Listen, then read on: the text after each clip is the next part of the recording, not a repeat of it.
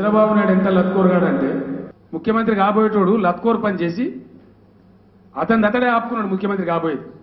2009 రైతులు ఈ దుర్మార్గుడు ముఖ్యమంత్రి వచ్చే సీట్లు రాకుండా చేసి దొరికే ముఖ్యమంత్రి పదవిని వదులుకున్న ద్రోహి చంద్రబాబు నాయుడు. బినామీల చక్రవర్తి.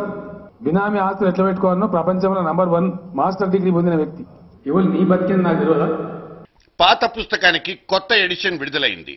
ఈ లేటెస్ట్ ఎడిషన్ లో మళ్లీ కావాల్సినన్ని కొత్త విషయాలు. కేసీఆర్ తిట్ల దండకాల పుస్తకాలన్నీ చదివిన తర్వాత కొత్త ఎడిషన్ ఎప్పుడెప్పుడు రిలీజ్ అవుతుందా అంటూ ఆసక్తిగా ఆతృతగా ఎదురు చూస్తున్న జనానికి ఇప్పుడు రిలీఫ్.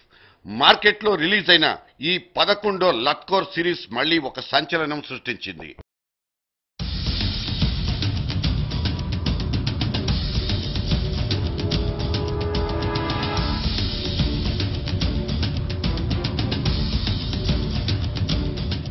చంద్రబాబు నాయుడు ఎంత లత్కోరుగాడంటే టీఆర్ఎస్ తోని పొత్తు పెట్టుకొని నేను ఓడిపోయినా అంటాడు.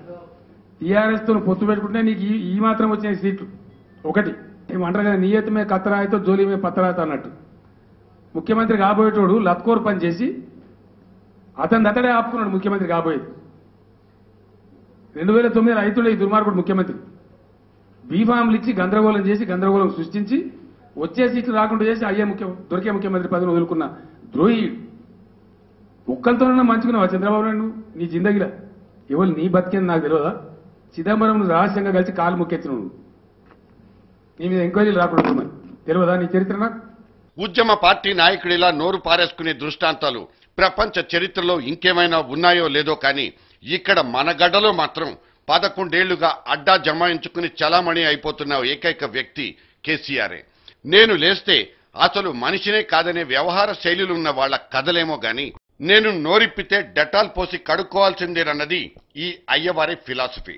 చంద్రుడు వర్సెస్ చంద్రుల పరస్పర దాడులు, ప్రేమానురాగాల కథలన్నీ పాతవే అయినా ఈసారి ఒకళ్ల మీద మరొకడు లంకించుకున్న తీరులో కేసీఆర్ వాడిన పదజాలం పరమ బేవర్స్ గా ఉందన్నది పచ్చి నిజం. రేపు రాబోయే తెలంగాణ ఉప ఎన్నికల్లో గెలుపు తనదేనన్న ధీమా ఉన్నప్పుడు కేసీఆర్ కు ఎందుకింత డిఫెన్స్ అవసరం వచ్చిందో అర్థం కాదు. చంద్రబాబును తిట్టిపోసే వాళ్లంతా ఏదైనా మ్యాచ్ ఫిక్సింగ్ చేసుకున్నారా అనిపించక మానదు.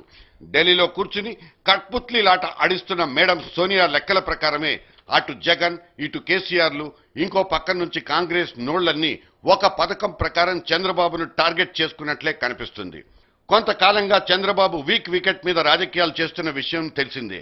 ఆయన కోలుకోవడంలో ఎవరి అభిప్రాయాలు వాళ్లకున్నా అతను ఏమాత్రం కోలుకుని కాస్త శక్తియుక్తుల్ని పోగు చేసుకుంటే రేపటి రోజున తమ గెలుపు ఓటముల్ని ప్రభావితం చేసేయగలడన్న భయమే ఇప్పుడు మనం చూస్తున్న ముప్పేట దాడులకు మూల కారణం. ఇక రేపటి ఉప ఎన్నికల్లో తెలంగాణలో కొంతైనా కుదుట పడిపోవాలన్నది తెలుగుదేశం ఆలోచన, ఆశ. గెలుపోటముల మాటలు ఎలా ఉన్నా పోయినసారి కోల్పోయిన డిపాజిట్లు ఈసారైనా గల్లంతు కాకుండా చూసుకోవాలన్న అభిప్రాయం తెలంగాణ దేశం తమ్ముళ్ళది. అందుకే తొడలుగొట్టి లాఠీలు పట్టి మొన్న తెలంగాణ యాత్రలు చేసింది. ఒక రకంగా తెరాస పార్టీ దాని తోక జేఏసీలు తెలుగు దేశాధినేతను తెలంగాణలో తిరగబోనివ్వమని ఛాలెంజ్లు చేసినా ఆయన తన తమ్ముళ్లతో దిగ్విజయంగా తన జైత్రయాత్రను పూర్తి చేయడం అందరికీ తెలిసిందే. ఇక ఇదే సందర్భంలో జగన్ కూడా నిజామాబాద్ జిల్లాలో పసుపు రైతుల కోసం దీక్ష చేపట్టి పూర్తి చేయడము చూస్తే కేసీఆర్ కాస్త బలహీన పడిపోయారనే సంకేతాలు వెళ్లాయి. ఎలక్షన్లలో కేసీఆర్ గెలిచిపోవచ్చేమో కానీ సెంటిమెంట్ మాత్రం బలహీన పడిపోయిందనే అనుమానాలు అందరికీ వచ్చేశాయి. ప్రతి 3 నెలలకోసారి పటేల్న మంచం దిగొచ్చి రెచ్చగొట్టే ప్రకటనలు చేసే వ్యసనాన్ని జయించలేని కేసీఆర్ వాడే దంచుడు భాష ఒక తిరుగులేని సాక్ష్యం. ఆయన తన ఉద్యమం కంటే ఎక్కువగా ప్రేమించేది తన తెరాస పార్టీ మనుగడనే. ఆయన చేసే ప్రతి పనిలో అది ప్రస్ఫుటంగా కనిపిస్తుంది. ఆయన మాట్లాడే ప్రతి మాట తెలంగాణలోని యూత్ నే టార్గెట్ చేస్తున్నట్లుంటుంది. చంద్రబాబు నాయుడు ఎంత లత్కోరుగాడంటే ముఖ్యమంత్రి కాబోయేటోడు లత్కోరు పని చేసి అతడే ఆపుకున్నాడు ముఖ్యమంత్రి కాబోయేది. 2009 రైతులు ఈ దుర్మార్గుడు ముఖ్యమంత్రి వచ్చే సీట్లు రాకుండా చేసి దొరికే ముఖ్యమంత్రి పదవిని వదులుకున్న ద్రోహి. చంద్రబాబు నాయుడు బినామీల చక్రవర్తి. బినామీ ఆస్తులు ఎట్లా పెట్టుకోవాలనో ప్రపంచంలో నంబర్ 1 మాస్టర్ డిగ్రీ పొందిన వ్యక్తి.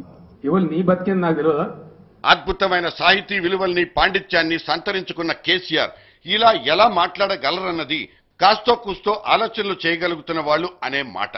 ఆయన తన మాటల్ని ఊరికే నోటి చివరి నుంచి వదిలేయడం లేదన్న నిజం కాస్త జాగ్రత్తగా గమనిస్తే అర్థమవుతుంది. అవి తాననుకున్న టార్గెట్ ఆడియన్స్ కు చేరడానికి కోసమే ఒక పద్ధతి ప్రకారం సదరు భాషను ఆయన వాడుతున్నారు.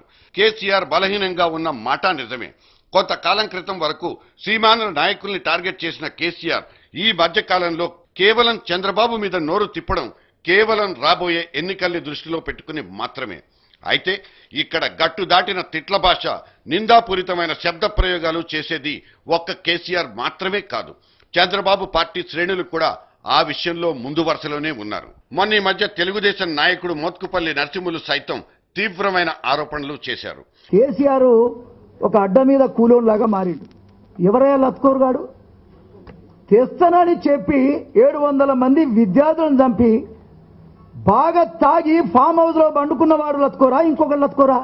లత్కోరు ఎవడన్నా ఉంటే ఈ రాష్ట్రంలో అవినీతి పరుడు, లంచగొండి, ఉద్యమం పేరు మీద వ్యాపారం చేసేటువంటి తిరుగుబోతూ తాగుబోతూ ఒక దళారి మాట్లాడే మాటలు బంద్ చేయమని ఈ సందర్భంగా అడుగుతున్నా. ఒక దళారి, ఒక రాజకీయ బ్రోకర్ కేసీఆర్ సందర్భంగా నేను తెలియజేస్తా ఉన్నా. అసలు నీ నోరే ఒక తెరిచిన సమాధి లాంటిది, కంపు కొట్టే సమాధి లాగా ఉన్నది. ఒక డ్రైనేజీని మించి నువ్వు మాట్లాడుతున్నావు. సిగ్గు లేదా నీకు? ఇవాళ నేను అంటున్నా, మిస్టర్ చంద్రబాబు నాయుడు గారిని ఒక మాట అంటే కూడా ఒప్పుకునేది లేదు. నీ సంగతి ఏందో చూస్తామని కూడా ఈ సందర్భంగా నేను తెలియజేస్తా ఉన్నా. వీళ్ల భాషా ప్రావీణ్యం, ప్రేలాపనలు చూస్తుంటే రాబోయే కాలంలో తిట్ల దండకాల కొత్త ఎడిషన్లు వెంటనే వచ్చేస్తాయి. ఇవన్నీ వీళ్ల తెంపరితనానికి, దిగజారుడుతనానికి నిదర్శనాలైతే కావచ్చు కాక, కానీ అటువంటి భాషకే చప్పట్లు, ఈలలు జనం నుంచి మోగిపోతుంటే, వాటికే ఓట్లు పడిపోతుంటే మనకు రోత పుట్టిన రాజకీయాలకు మాత్రం అదొక పశుపతాస్త్రంలానే కనిపిస్తుంది. అందుకే లత్కోర్ భాషలకే పట్టం కట్టేది. అటువంటి భాషలు మాట్లాడే వాళ్ళకే పటాలు కట్టి పూజించుకునేది. పుస్తకాల్ బాబు పుస్తకాల్, తిట్ల పుస్తకాల్.